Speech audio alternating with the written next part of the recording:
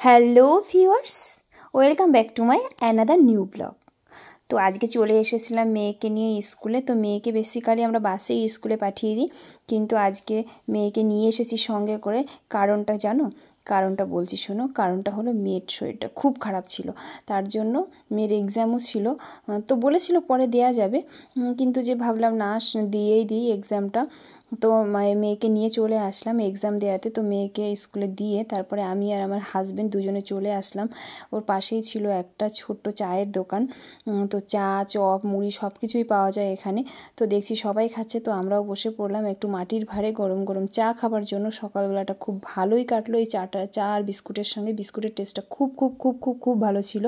এটা আসলে বেসিক্যালি একটা nursing home, Gouri Devi nursing home. তো এই গৌরীদেবীর আন্ডারে এই স্কুলটাও রয়েছে, আমার মেয়ে যেখানে পড়ে। তো এই দেখো, ওই যে পেছনে দেখতে পাচ্ছ, এগুলো স্টুডেন্ট সব, এখানকার নার্স স্টুডেন্ট, মেডিকেল স্টুডেন্ট সব। ওরা ওখানে চা, তারপরে সকালবেলার খাবার, চপ, মুড়ি এগুলো নেওয়ার জন্য এসে দাঁড়িয়ে আছে ওই পাশটাতে। আমরা ভিতরের দিকে এসে বসে আছি। তো আমার হাজব্যান্ড আমার ক্যামেরাটা ধরছিল আর বলছিল যে দেখো, তোমাকে সবাই দেখছে, তুমি এভাবে ভিডিও বানাচ্ছো। তার জন্য সত্যি কথা বলতে বাইরে গিয়ে একটু লজ্জাই লাগে ভিডিও বানাতে, সবাই যখন হাঁ করে তাকিয়ে থাকে। আমার হাজব্যান্ড তো একদমই নয়, ধরতে চায় না আমার ক্যামেরাটা, যে সবাই দেখছে আমার ভালো লাগছে না একদম। দেখো, আমাদের চা খাওয়া কমপ্লিট হয়ে গেছে। ওখান থেকে চা খেয়ে দুটো চিড়ার প্যাকেট কিনলাম, কিনে নিয়ে আমরা চলে যাচ্ছি মেয়ের স্কুলের ওখানে। তো এই ভিতর থেকে যাওয়া যায়, বাইরে থেকেও আরেকটা রাস্তা আছে। তো বাইরে প্রচণ্ড রোদ ছিল বলে আমরা ভিতর থেকে যাচ্ছিলাম। এই দেখো, এটা হলো গৌরীদেবী, যেটা আউটডোরে দেখানো হয় ডক্টর, সেই নার্সিংহোমটা হলো এইটা। তো এখানে আমি আগেরবার এসেছিলাম, দেখিয়েছিলাম যে এখানে আমি ডক্টর দেখিয়ে গেছিলাম। তো সেই নার্সিংহোম হলো এটা। ওইদিকে আরও একটা রয়েছে, এটা বড় বিশাল একটা এরিয়া রয়েছে। এখানে রয়েছে কলেজ রয়েছে, স্কুল রয়েছে, হসপিটাল রয়েছে, অনেক কিছু রয়েছে এখানটা। তো দেখো, পরিবেশটা বেশ সুন্দরই লাগছিল চারোদিকটা।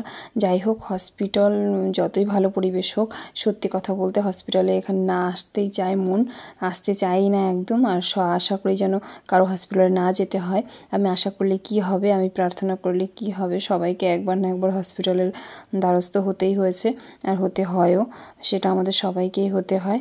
তো চলো, আমরা এই ভিতর থেকে চলে যাব এবার স্কুলের ওখানে। মেয়ের হলো গিয়ে 8টা থেকে স্কুল শুরু হয়েছে। তো 8:30 থেকে এক্সাম শুরু হবে। 8:30 থেকে 10টা অবধি বলেছে যে এক্সাম হবে, কিন্তু জানি আমার মেয়ের আধ ঘন্টাও লাগবে না এক্সাম দিতে। তো তার মধ্যে বেরিয়ে চলে আসবে। তো তার জন্য আমরা একটু তাড়াতাড়ি করে ওখান থেকে বেরিয়ে পড়লাম। যখন বাজে হয়তো এই 8:30 মতোই বাজে, তখনই আমি বললাম যে চলো, আমি আর এখানে বসবো না, মনটা কেমন লাগছে, মেয়েটার শরীরটাও খারাপ রয়েছে, চলো স্কুলের সামনেই চলে যাই। তো আমরা স্কুলের সামনে চলে যাচ্ছি। এখনকার মতো টাটা, বাই বাই, পরে আবার দেখা হচ্ছে।